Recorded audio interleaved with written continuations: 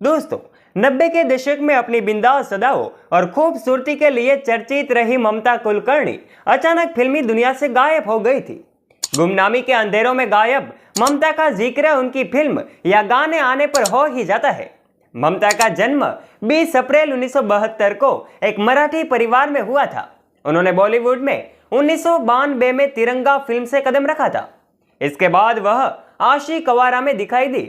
फिर वक्त हमारा है, क्रांतिवीर, करण अर्जुन, सबसे बड़ा खिलाड़ी, बाजी, घातक और चाइना गेट सरीखी फिल्मों में काम करने के नाम कमाया।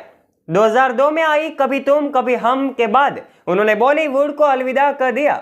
1993 में स्टार डस्ट मैगजीन में टॉपलेस फोटोशूट कराकर वह काफी चर्चा में आई थी। इसके लिए उन पर जुर्माना भी हुआ था।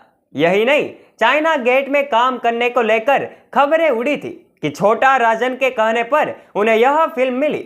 हालांकि यह फिल्म फ्लॉप रही और इसका सुपरहिट गाना छम्मा छम्मा भी उर्मिला के खाते में चला गया। ममता की इस फिल्म के जरिए सीरियस इमेज दिखाने की कोशिश नाकाम रही।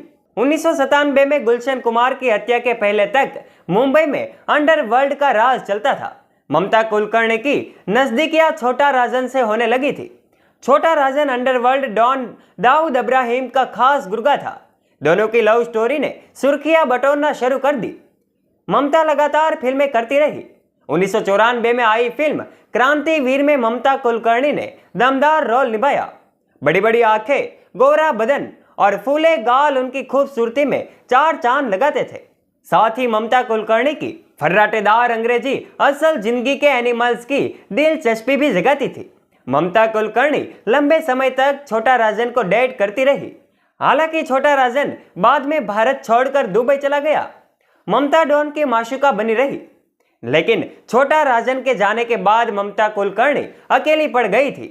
इसके बाद ममता की जिंदगी में एंट्री हुई विजय गिरी आनंद गिरी गोस्वामी उर्फ विक्की की। दोनों के रिश्ते की खबरें सुर्खियां बटोरने लगी।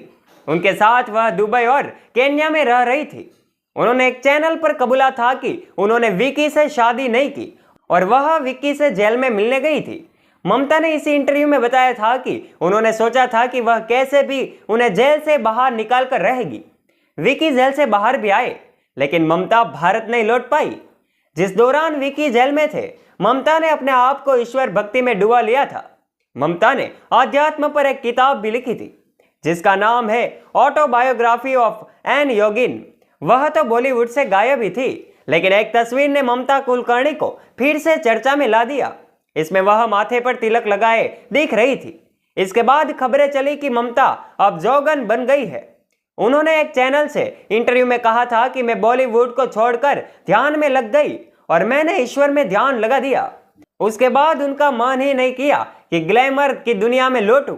एक ऑनलाइन इंटरव्यू में बॉलीवुड को अलविदा कहने की वजह पर ममता ने कहा, कुछ लोग दुनिया के कामों के लिए पैदा होते हैं, जबकि कुछ ईश्वर के लिए पैदा होते हैं। मैं भी ईश्वर के लिए पैदा हुई हूँ।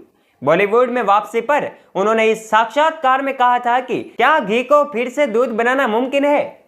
आशा करते हैं आपको हमारा यह वीडियो पसंद आया होगा। यदि आपको यह वीडियो पसंद आया हो तो इस वीडियो को लाइक कीजिए, शेयर कीजिए तथा ऐसे ही मजेदार वीडियोस देखने के लिए हमारी यूट्यूब चैनल बॉलीवुड की बातें को अवश्य सब्सक्राइब भी कर ले और बेल आइकन भी अवश्य प्रेस करें, जिनसे हमारे सारे वीडियोस की नोटिफिकेशन जल्द ही मिलते रहे आपको सबसे पहले।